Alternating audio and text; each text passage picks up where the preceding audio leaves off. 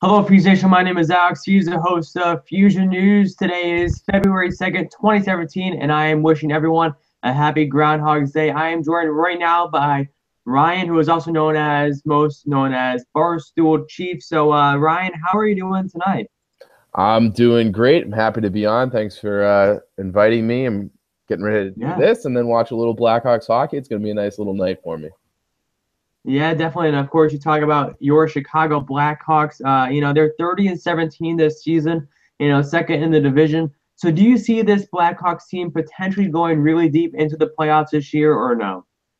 I do. So it's not as much of a slam dunk as it has been in years past with this team. They're noticeably weaker. They have a lot of rookies that they're still breaking in. They're quite frankly not as talented as they were when they won the Stanley Cup in 2015, when you lose guys like Brandon Saad and Patrick Sharp, Andrew Shaw.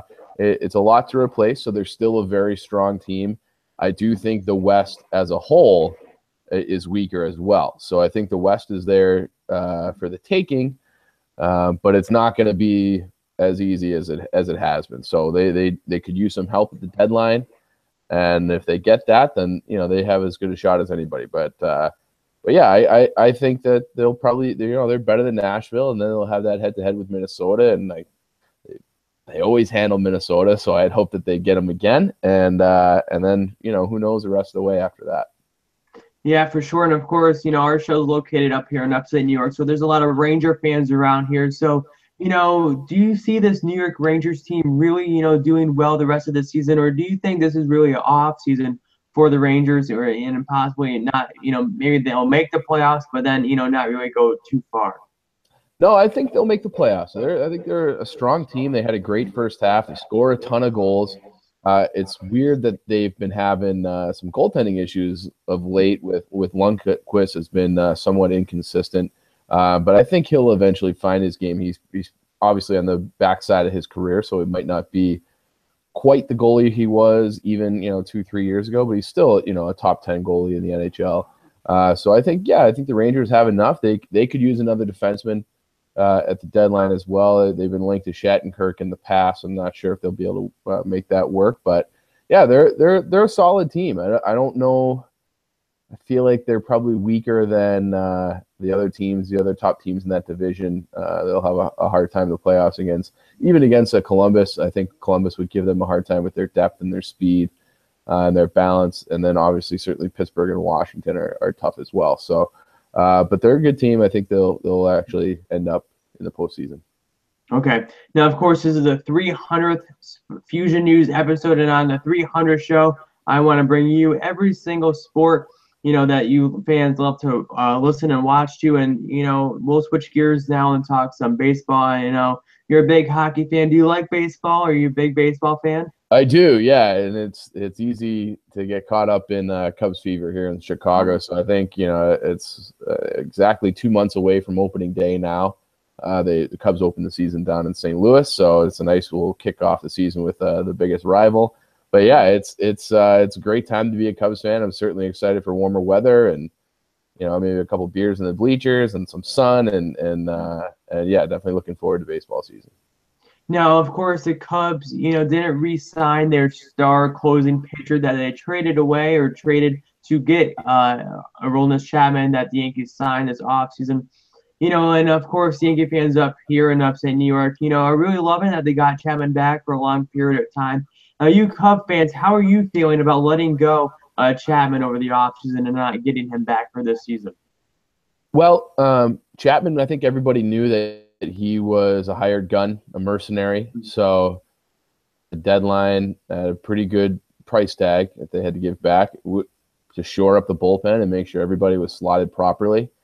And it did the trick. So Chapman was really, really good down the stretch. The only time he ever faltered, I feel like he had a couple bad outings, including in the World Series, which he almost blew. But no, I think it definitely paid off. And I think all Cubs fans knew that even like the second that trade happened that he was going. Maybe we didn't know he was going back to New York, but we certainly knew he was not going to re-sign. So and at that money, like I don't think any Cubs fans even care. So Right. thanks for the memories, thanks for the World Series, and best of luck to you back in New York.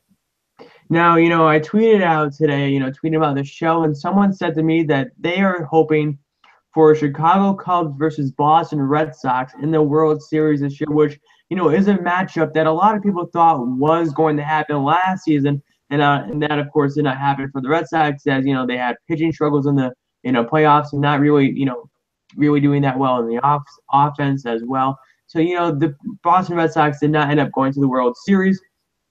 It ended up being the Indians. So do you see potentially being the World Series matchup between the Cubs and the Red Sox this year? I would love that. So, I mean, obviously, those two franchises were always historically linked just because of the long suffering that they both shared, and obviously, the Red Sox got it done in 2004, Cubs this past year, but they've always kind of been kindred spirits, I would say, and there's strong ties in modern times between the organizations with the Theo history, and there's quite a few Red Sox players, John Lester, Anthony Rizzo, a lot of guys with Theo ties and Red Sox ties in the Cubs organization. So, and it's for my money the two best ballparks in the country too. So I think that would be a great matchup. It'd be great on TV because I just think that those stadiums look great on TV because they're so old and historic. And so yeah, I would really love that, and it'd be two great offenses. I'd still probably give the Cubs a little bit of an edge with the pitching, even though the Red Sox got Chris Sale from the White Sox. And then it also seems like this matchup, we got so close. I think I was about your age in 2003 when it was the Cubs were 5 outs away and the Red Sox were, I think they were 5 outs away actually too in Game 7. And it was like the dream World Series that everybody wanted. The two teams that had been the most cursed. But it just didn't work out that way. So it'd be funny to kind of get it now that like all the scores have been settled, everybody's happy, everybody's won. To get them in the World Series would be fun. Yeah, for sure. And we'll switch gears now and talk some NFL. Of course, the Super Bowl is this Sunday.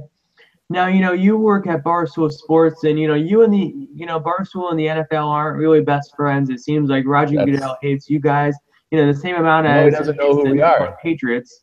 Yeah, Goodell says he doesn't know who we are. So, yeah.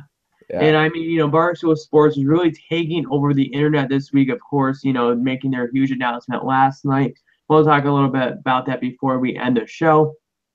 But, of course, the Super Bowl's this Sunday night. The Patriots are taking on the Falcons. What do you think is going to happen in this big matchup between the two teams? Do you think Roger Goodell will be handing over the trophy to the Patriots the year of course, Tom Brady got suspended by the Deflategate, or do you think Matt Ryan will finally win the Super Bowl ring? I think it's a coin flip game. So I think that the one thing people are overlooking is the Falcons have really quick linebackers. So I think guys like Dion Lewis and James White out of the backfield might find it more difficult to get open than they have at any other point this year. I think Patriots always play great Super Bowls. I think in the end, the experience of Brady and the Patriots and Belichick will probably put them over the top. But I think it's going to be a close game. I'm really looking forward to it, and I'm excited to see that storyline play out where Goodell does indeed have to hand that trophy back to Tom Brady and Bob Kraft, and all of New England will have their chance to kind of rub his nose in dirt.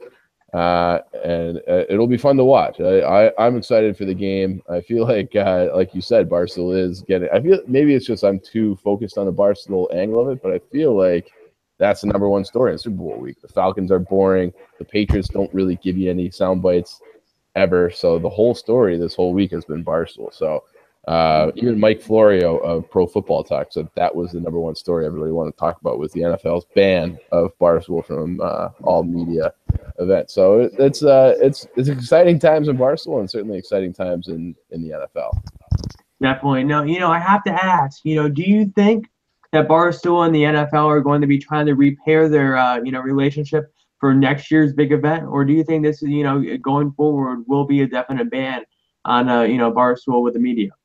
It's hard to say. I mean, I don't think Barstool needs any help from the NFL. So the boys from PMT were in like folding chairs outside of the media area today, and they had Mike Singletary, they had Dave Wanstead, they had a long list of celebrities and former players that will sit down with them on the sidewalk.